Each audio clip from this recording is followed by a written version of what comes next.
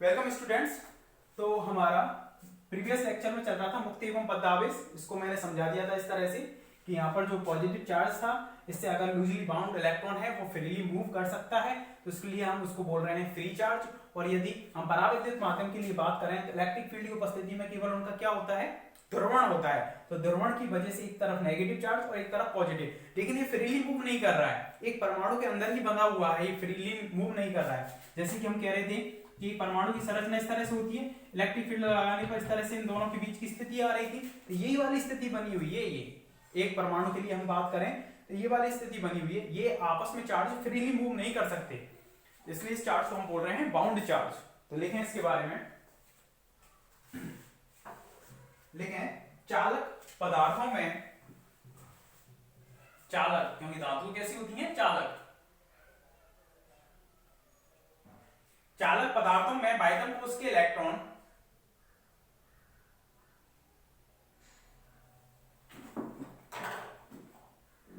चालक पदार्थों में बाह्यतम कोश के इलेक्ट्रॉन नाभिक से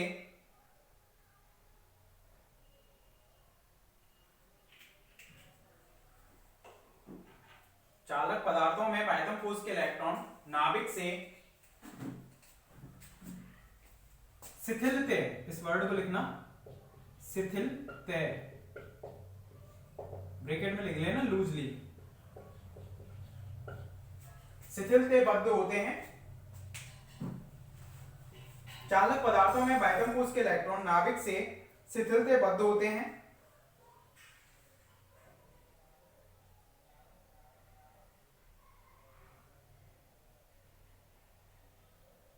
सामान्य ताप पर ऊष्मीय ऊर्जा के द्वारा, सामान्य ताप पर ऊष्मीय ऊर्जा के द्वारा ये इलेक्ट्रॉन ऊर्जा ग्रहण करके, ये इलेक्ट्रॉन ऊर्जा ग्रहण करके कक्षा से बाहर निकल जाते हैं। सामान्य ताप पर ऊष्मीय ऊर्जा के द्वारा ये इलेक्ट्रॉन ऊर्जा ग्रहण करके कक्षा से बाहर निकल जाते हैं।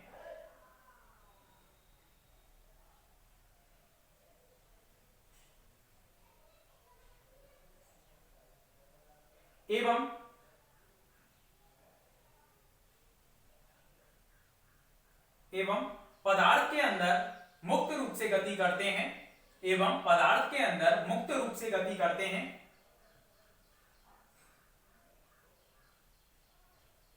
पदार्थ के अंदर मुक्त रूप से गति करने लगते हैं, लेकिन ये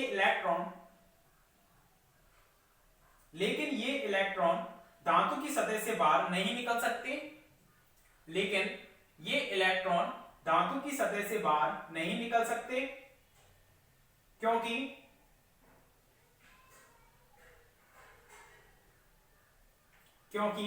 परमाणुओं के धनावेश के कारण, क्योंकि जैसे बाहर निकलेगा तो उसका धनावेश आ जाएगा, क्योंकि परमाणुओं के धनावेश के कारण चालक के पृष्ठ पर, क्योंकि परमाणुओं के धनावेश के कारण चालक के पृष्ठ पर एक विभव उत्पन्न हो जाता है, क्योंकि परमाणु के धनावेश के कारण चालक के पृष्ठ पर एक विभव उत्पन्न हो जाता है। अतः इन इलेक्ट्रॉनों को मुक्त इलेक्ट्रॉन अथवा मुक्त आवेश कहते हैं। अतः इन इलेक्ट्रॉनों को मुक्त इलेक्ट्रॉन अथवा मुक्त आवेश कहते हैं। देखो इस तरह से एक चालक प्लेट है, इसके अंतर्गत एक परमाणु, उसका नाभिक दिखा दिया और उसके साथ एक मुक्त इलेक्ट्रॉन है, उसको दिखा दिया। इस तरह से रिप्रेजेंट कर रहे हैं हम यहाँ पर कि एक पदार्थ है, चालक पदार्थ, उसके अंतर्गत उसका नाभिक है और उसके अंदर जो मुक्त इलेक्ट्रॉन है उसको डॉट से रिप्रेजेंट कर रहे हैं हम इस तरह से। ठीक है, इस तरह से हमने यहाँ तक ऐसे रिप्रेजेंट कर दिया कि पॉजिटिव चार्ज और उसके अंदर मुक्त इलेक्ट्रॉन है ये, और इसको हमने एक बैटरी की सहायता से जोड़ दिया इस चालक पदार्थ को। यहाँ पर इसको जोड़ दिया हमने प्लस से और इसको जोड़ दिया हमने माइनस से, एक बैटरी लगा दी यहाँ पर, 20 वोल्ट की बैटरी लगा दी। तो प्लस की साइड में तो कौन से मूव करने लग जाएंगे, ये मुक्त इलेक्ट्रॉन मूव करने लग जाएंगे इस तरह से। ठीक है, और प्लस से ये रिपल होंगे, या ये कह सकते हैं माइनस की ओर प्लस अट्रैक्ट होगा, तो प्लस किधर की ओर जाने लग जाएगा, इधर की ओर। लेकिन हम मुक्त इलेक्ट्रॉनों पर बात कर रहे हैं, तो ये वाले जो कौन से चार्ज कहलाएंगे, ये वाले फ्री चार्ज। ठीक है, इस तरह से इसको बना लो।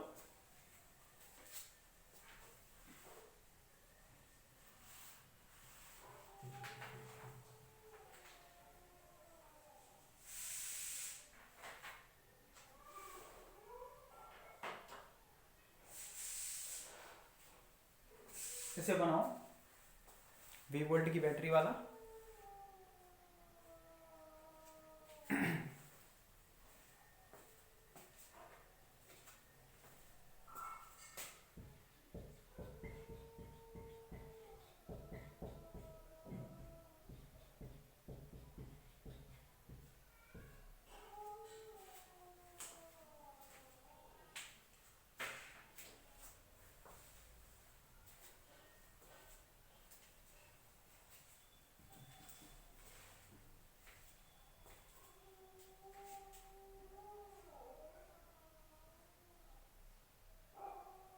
आगे लिखना, परावैद्युत पदार्थों में सभी इलेक्ट्रॉन नाभिक से परावैद्युत पदार्थों में सभी इलेक्ट्रॉन नाभिक से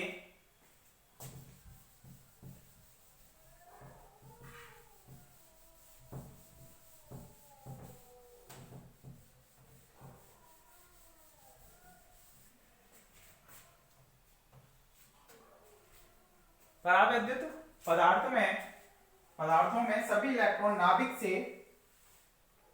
नाभिक से प्रबल रूप से बंधे होते हैं, नाभिक से प्रबल रूप से बंधे होते हैं तथा ये इलेक्ट्रॉन धारा का चालन नहीं करते हैं, तथा ये इलेक्ट्रॉन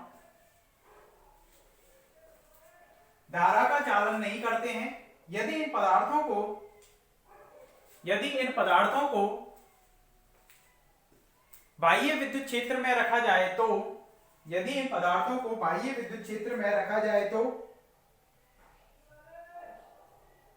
इनके पृष्ठों पर विद्युत क्षेत्र के कारण विपरीत आवेश प्रेरित हो जाता है।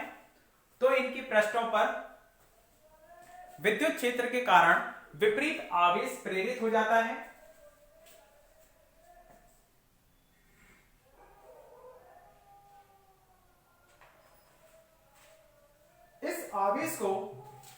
इस आवेश को बद्ध आवेश कहते हैं।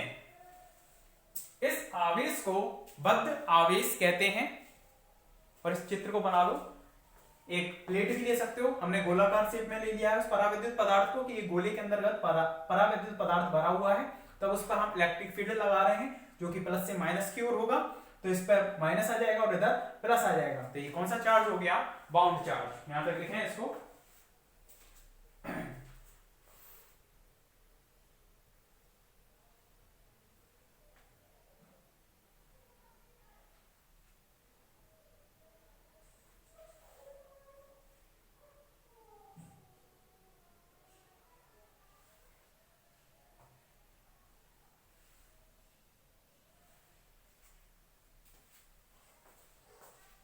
ये कंप्लीट हो गया आपका।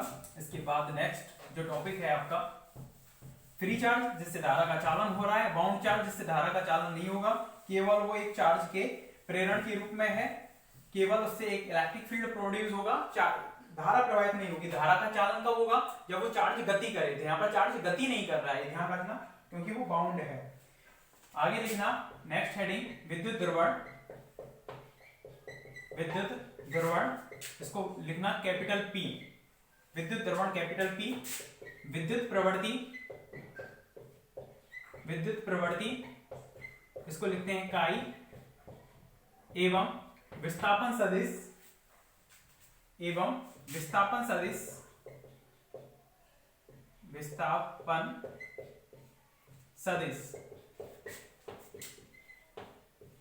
डी वेक्टर में परस्पर संबंध।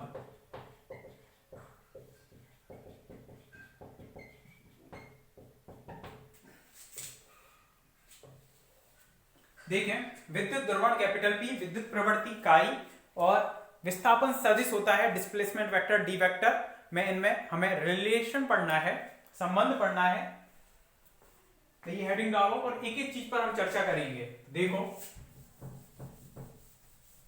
हेडिंग डालने पूरा फोकस इधर करो।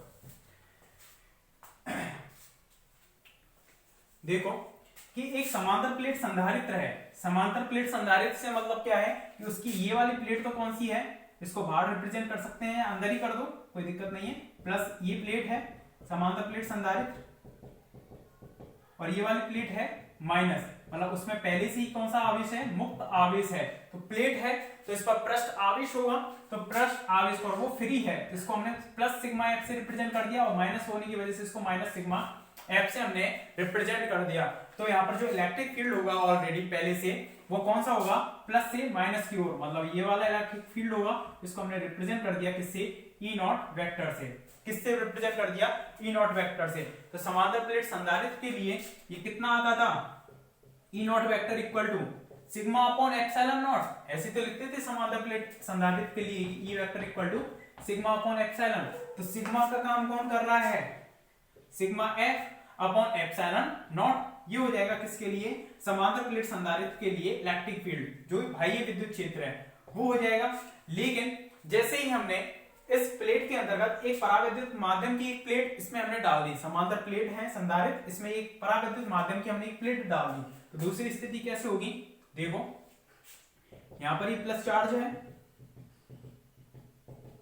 यहां पर कौन सा चार्ज है, माइनस चार्ज है, इसके बीच में हमने एक परावैद्युत पदार्थ की एक शीट डाल दी इस तरह से, ठीक है, इस तरह से हमने एक शीट डाल दी, ठीक है।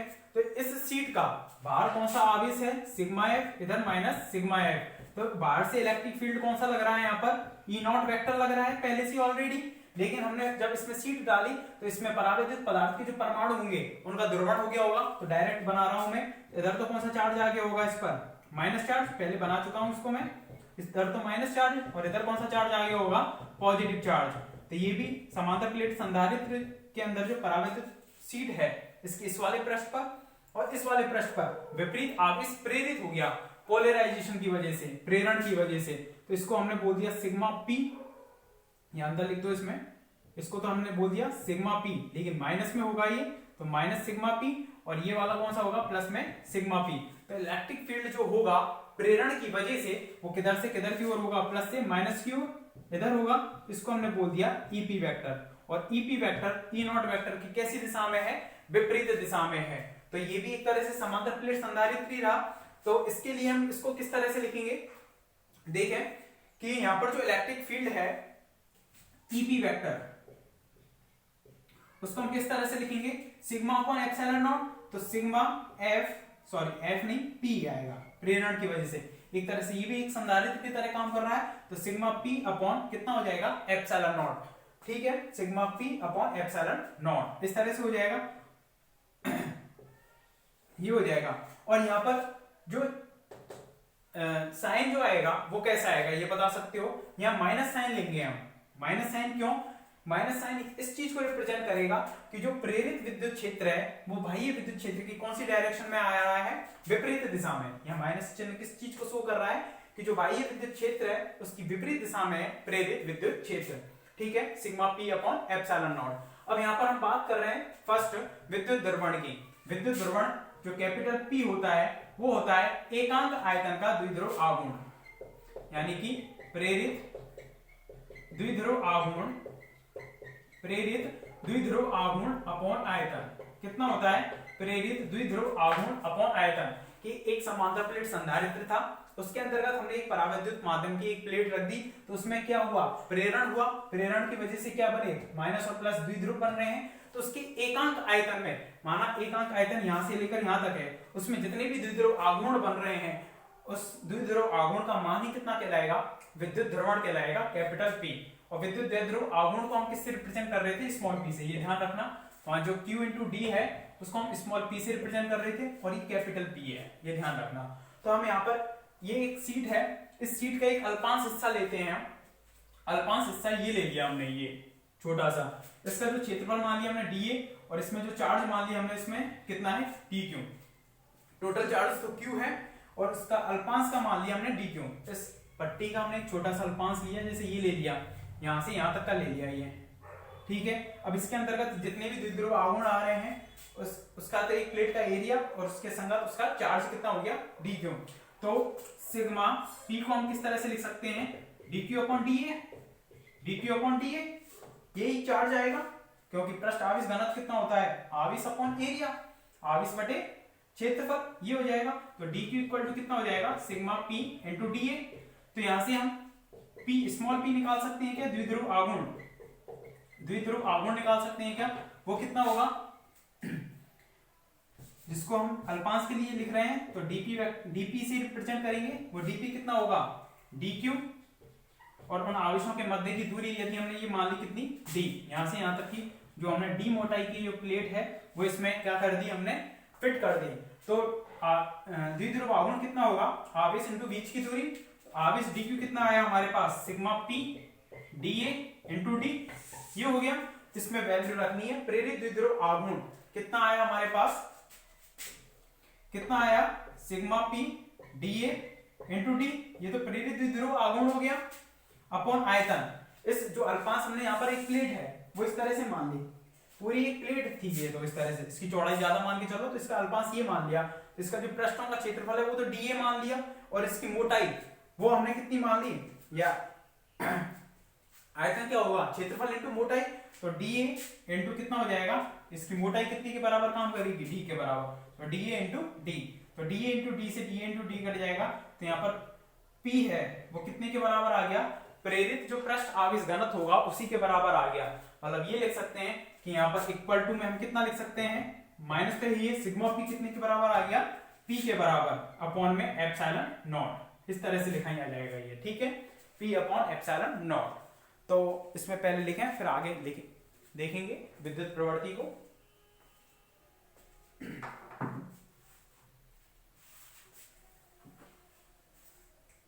हेडिंग डाल दी, उसके बाद लिखना, माना एक समांतर प्लेट संधारित्र की प्लेट, इनको नाम दे देना प्लेट ए और प्लेट बी, इसको ए प्लेट और इसको बी प्लेट। इसको साइड में बना लो, यहाँ पर हेडिंग डाल दी थी, इसके साइड में पहले इसको बना दो, फिर लैंग्वेज लिखते रहना। इधर इस वाले चित्र को बना लो केवल।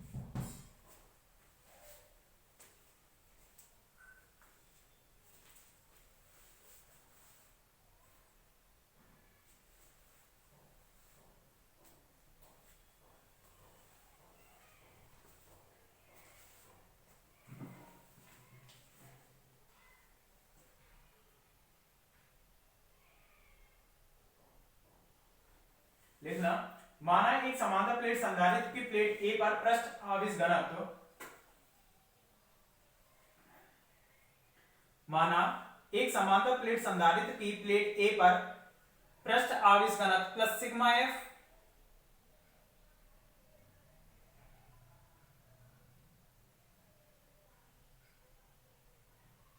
एवं प्लेट बी पर पृष्ठ आवेश घनत्व माइनस सिग्मा एफ है, एवं प्लेट बी पर पृष्ठ आवेश घनत्व माइनस सिग्मा एफ है, तब इन दोनों प्लेटों के मध्य, तब इन दोनों प्लेटों के मध्य विद्युत क्षेत्र की तीव्रता, तब इन दोनों प्लेटों के मध्य विद्युत क्षेत्र की तीव्रता, नेक्स्ट लाइन में लिखना, E naught vector equal to sigma F upon epsilon naught, equation number 1 board पे लिख रही है उसको लिखें, E naught vector equal to sigma F upon epsilon naught, equation number 1।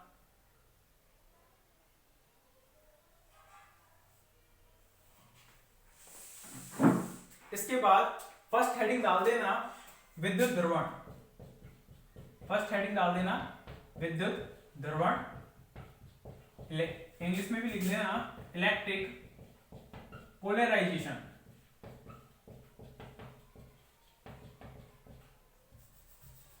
Electric polarisation, ये लिख दो फर्स्ट हेडिंग। और इस वाले चित्र को बनाओ,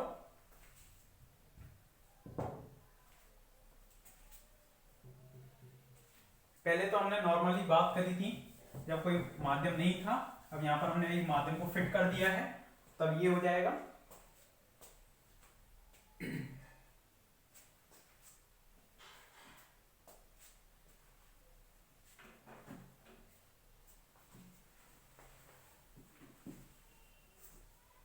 चित्र को बनाओ पहले इसको, सिग्मा एफ बाहर है, सिग्मा पी उस परावर्तित माध्यम की जो प्लेट है उसकी सतह पर, सतहों पर आवेश है माइनस सिग्मा पी, और उधर है प्लस सिग्मा पी, और इलेक्ट्रिक फील्ड जो होगा ईपी प्लस से माइनस की ओर होगा, मतलब बाह्य विद्युत क्षेत्र के अपोजिट डायरेक्शन में होगा।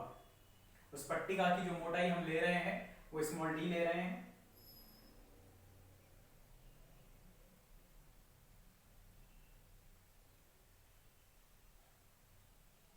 तो विद्युत ध्रुवण किसे बोलते हैं? एकांक आयतन में जो उपस्थित द्विध्रुव आघूर्ण होगा, प्रेरित द्विध्रुव आघूर्ण, उसी को हम विद्युत ध्रुवण बोलते हैं। ठीक है,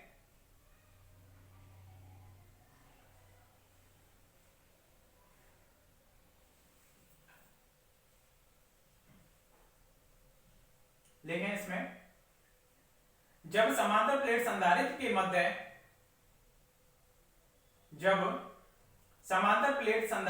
मध्य परावैद्युत माध्यम की पट्टिका रख देते हैं, जब समांतर प्लेट संधारित्र के मध्य परावैद्युत माध्यम की पट्टिका रख देते हैं, तब प्रेरण के द्वारा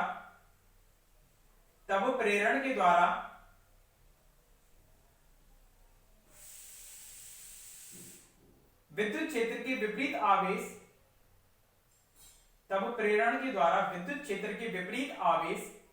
प्रेरित हो जाता है। विद्युत क्षेत्र के विपरीत आवेश प्रेरित हो जाता है यदि प्रेरण के द्वारा पट्टिका के सिरों पर पृष्ठ आवेश घनत्व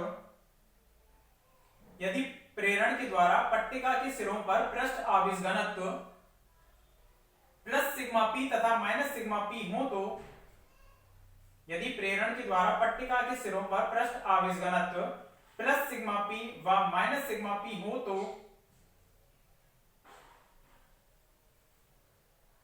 तो पट्टिका के एक अल्पांश पर विचार करते हैं।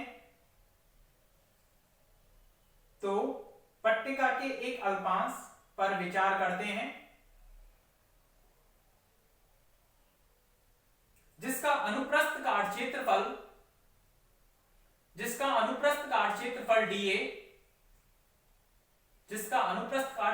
dA एवं लंबाई स्मॉल d है। अनुप्रस्थ काट क्षेत्रफल ये वाला dA, ठीक है, एवं जो डिस्टेंस है उसकी लंबाई है वो कितनी है? d है। तब पट्टिका के सिरों पर आवेश की मात्रा dq equal to sigma p into dA होगी। आवेश की मात्रा dq equal to sigma p into dA होगी।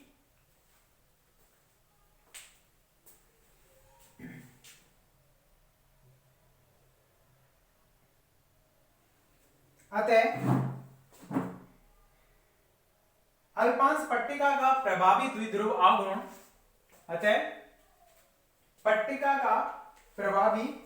अल्पांश पट्टिका का प्रभावी द्विध्रुव आघूर्ण,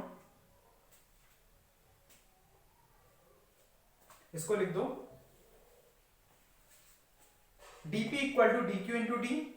dq की वैल्यू कितनी हो जाएगी? सिग्मा p इंटू डी और इंटू डी ये हो जाएगा।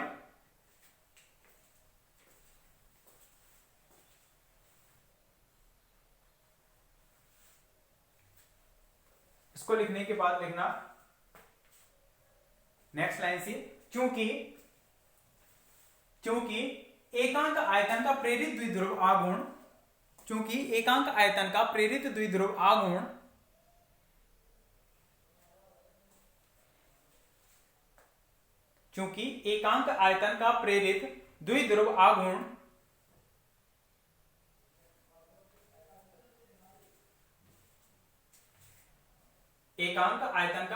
द्विध्रुव आघूर्ण विद्युत ध्रुवण कहलाता है।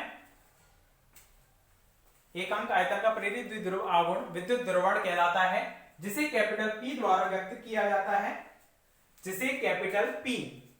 देखो मैं दोनों में डिफरेंस बना के चलता हूं। कैपिटल P को इस तरह से और नॉर्मल जो छोटा p है उसको इस तरह से बनाता हूं। तो इस तरह से डिफरेंस लेकर चलना, क्योंकि आगे दोनों की जरूरत पड़ेगी हमें, स्मॉल p और कैपिटल P। तो आप अपने हिसाब से जैसे भी दोनों में अंतर बना के चलो उस हिसाब से बना लेना। जिसे कैपिटल P के द्वारा व्यक्त किया जाता है, अर्थात कैपिटल P इक्वल टू प्रेरित द्विध्रुव आघूर्ण बटे आयतन, प्रेरित द्विध्रुव आघूर्ण बटे आयतन,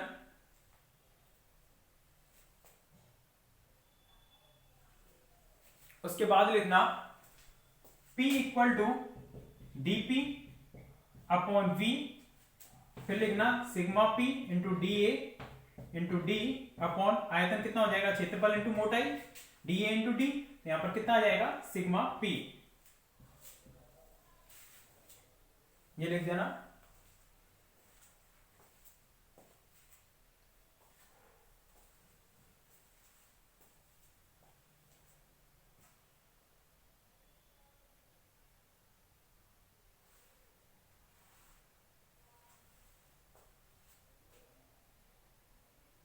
आगे लिखना अतः स्पष्ट है कि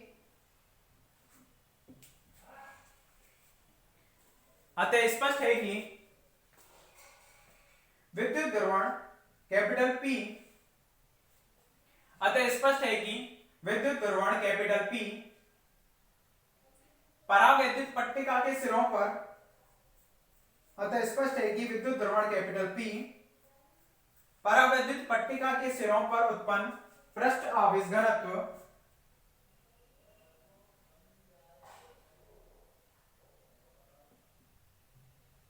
अतः स्पष्ट है कि विद्युत द्रवण कैपिटल P परावैद्युत पट्टिका के सिरों पर उत्पन्न पृष्ठ आवेश घनत्व सिग्मा P के बराबर होता है। अतः प्रेरण के द्वारा उत्पन्न विद्युत क्षेत्र, अतः प्रेरण के द्वारा उत्पन्न विद्युत क्षेत्र, अतः प्रेरण के द्वारा उत्पन्न विद्युत क्षेत्र, अतः प्रेरण के द्वारा उत्पन्न विद्युत क्षेत्र कितना हो जाएगा, प्रेरण के द्वारा उत्पन्न विद्युत क्षेत्र EP vector equal to minus के sigma P upon epsilon naught, ये हो जाएगा। और सिग्मा पी कितने के बराबर है, EP vector equal to minus sigma P कितने के बराबर है, पी के बराबर, तो P vector upon epsilon not capital P आएगा। देखो एक चीज का विशेष ध्यान रखना, सिग्मा है जो पृष्ठ आवेश घनत्व है वो वेक्टर क्वांटिटी नहीं है, लेकिन यहाँ अगर हमें इसे वेक्टर फॉर्म में रिप्रेजेंट करना है तो sigma P into N cap, N cap किसको रिप्रेजेंट कर रहा है, प्रेरित विद्युत क्षेत्र की दिशा को, ईपी की जो दिशा है इसको यदि हम एन कैप मान लेते हैं तो उसको रिप्रेजेंट करेगा। तो किसी भी वेक्टर को अगर हमें रिप्रेजेंट करना है परिमाण इंटू उसकी दिशा में इकाई सदिश एन कैप, तो परिमाण इंटू इकाई सदिश, इस तरह से कभी भी इसको इस तरह से रिप्रेजेंट मत करना, सिग्मा एफ वेक्टर या सिग्मा पी वेक्टर, इस तरह से नहीं कर सकते, क्योंकि आवेश जो घनत्व होगा, पृष्ठ आवेश घनत्व या आयतन आवेश घनत्व या रैखिक आवेश घनत्व लैम्बडा सिग्मा रो कोई सा भी हो, ये तीनों के तीनों कैसे हैं, अदिश हैं, स्केलर हैं, इसलिए इस पर खुद पर वेक्टर नहीं लगा सकते।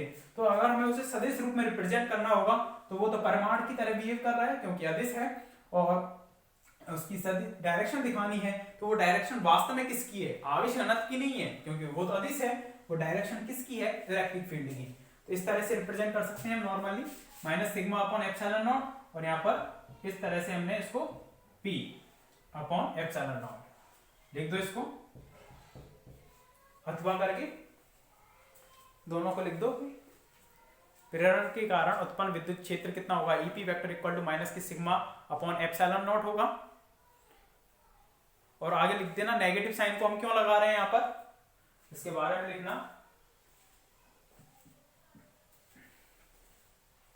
यहां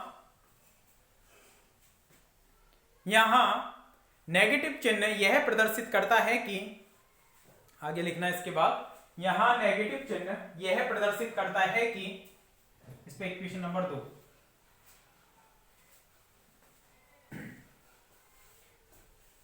यहां नेगेटिव चिन्ह यह प्रदर्शित करता है कि प्रेरित विद्युत क्षेत्र बाह्य विद्युत क्षेत्र के विपरीत दिशा में है, प्रेरित विद्युत क्षेत्र बाह्य विद्युत क्षेत्र के विपरीत दिशा में है। ठीक है, यहां तक ये कंप्लीट हो गया। तो एक चीज का ध्यान रखना, जब समांतर प्लेट संधारित्र रहे, उसमें कोई भी परावैद्युत माध्यम नहीं है, तब ई नॉट वेक्टर इक्वल टू कितना हो जाएगा, sigma F upon epsilon naught, ये हो जाएगा। और यदि उसमें हम परावैद्युत माध्यम रख दें तो प्रेरण की वजह से इलेक्ट्रिक फील्ड जो आएगा वो इलेक्ट्रिक फील्ड कितना हो जाएगा, यहाँ पर माइनस के sigma P upon epsilon not या माइनस के P vector upon epsilon naught, ये हो जाएगा। ये दोनों फॉर्मूले याद होने चाहिए कि ई नॉट और ई पी दोनों एक दूसरे के अपोजिट हैं, तो टोटल इलेक्ट्रिक फील्ड यहाँ पर जो काम करेगा वो कितना करेगा, E naught vector plus E P vector, ये एक दूसरे के कैसे हैं, अपोजिट में है। ठीक है, इस तरह से ये काम करेगा। तो इसके बारे में हम आगे जो विद्युत प्रवृत्ति है और विस्थापन सदिश है उनको देखेंगे नेक्स्ट लेक्चर में। इक्वेशन नंबर 2 तक कंप्लीट कर लेना है इसको। Thank you.